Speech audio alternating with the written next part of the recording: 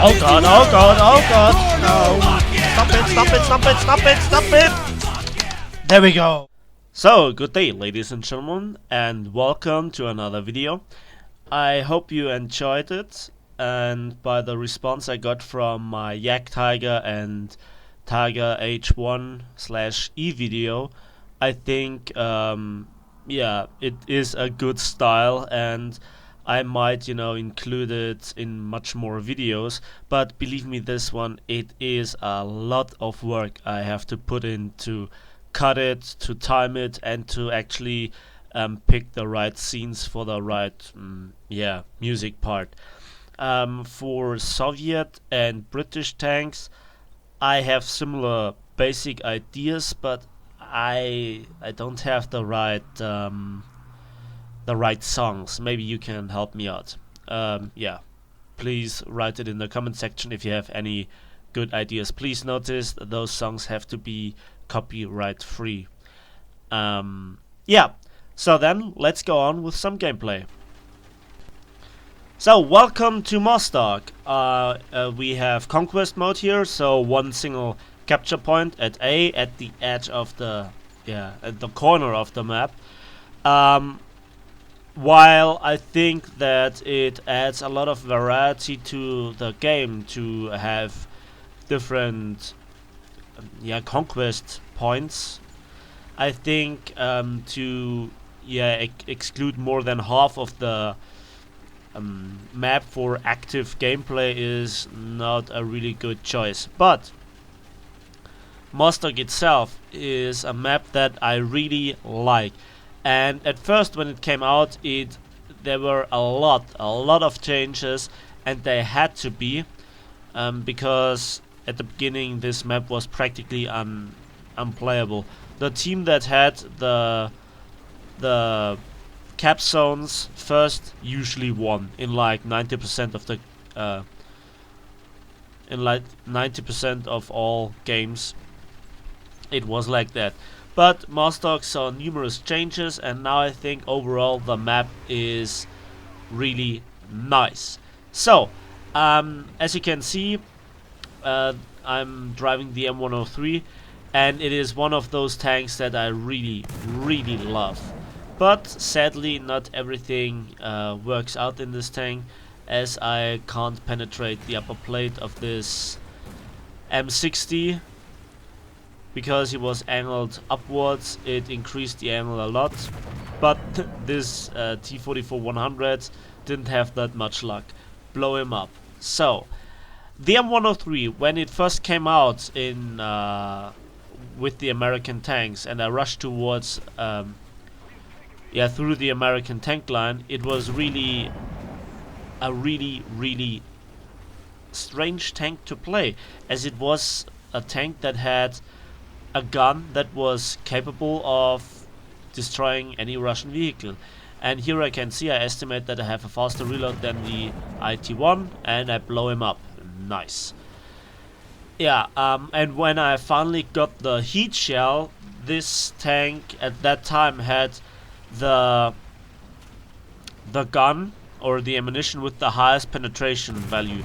It was before the T10 M, before the M60s, or the M60, and also the Leopard, and also the recent additions of ATGMs with up to 600 millimeters of penetration, which is kind of ridiculous.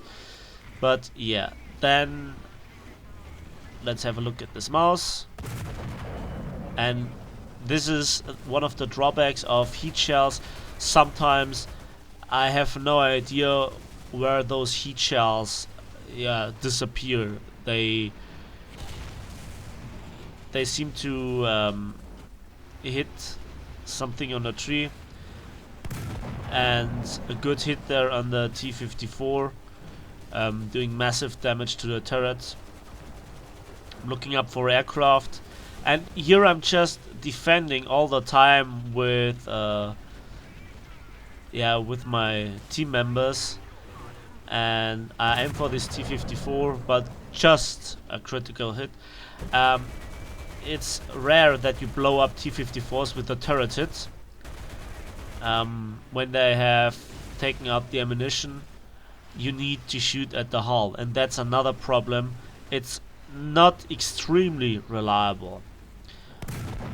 Unlike certain mouse drivers that just refuse to take out ammunition out of their turret. But I guess this guy had not many crew members left. Yeah, 3 kills so far. And now we try to extend the defense zone. And yeah, sadly just get a kill assist. It's always nice to shoot at planes with machine guns. Mostly you get at least a kill assist. You know, over time it helps.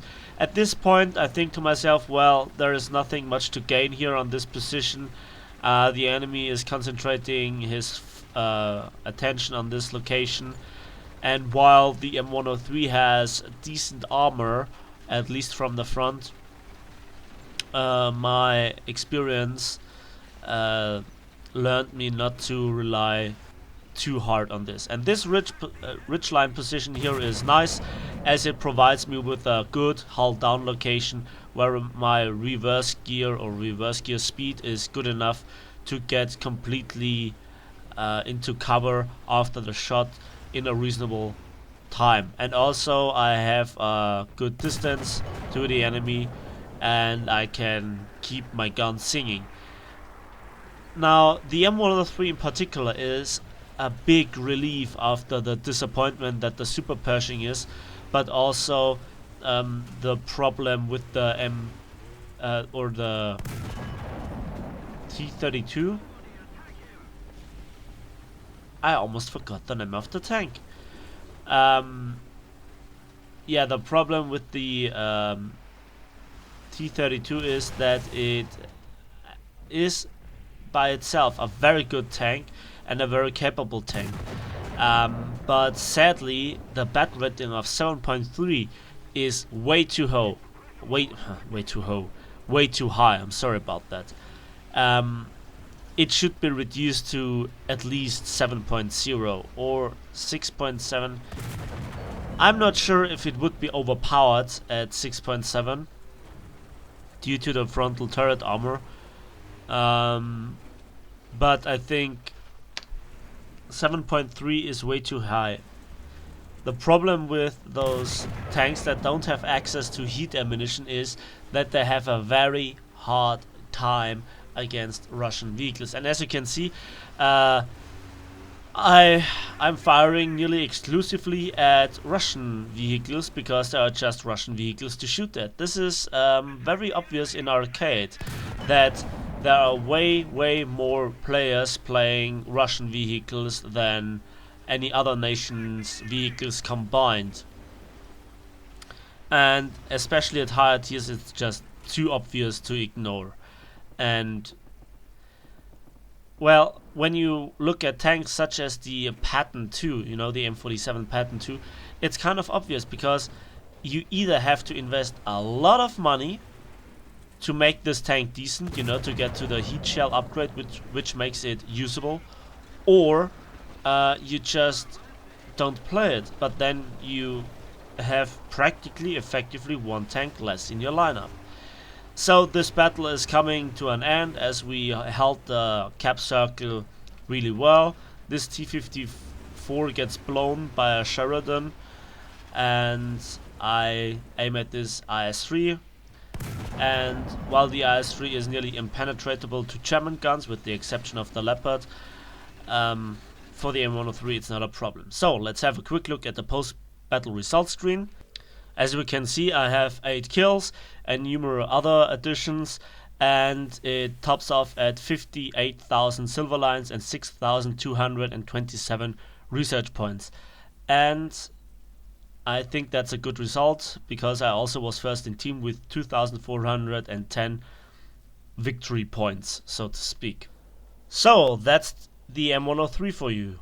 I hope you enjoyed the video. I hope you give this video a like below and leave some comments about what you think about American tanks, especially at high tier.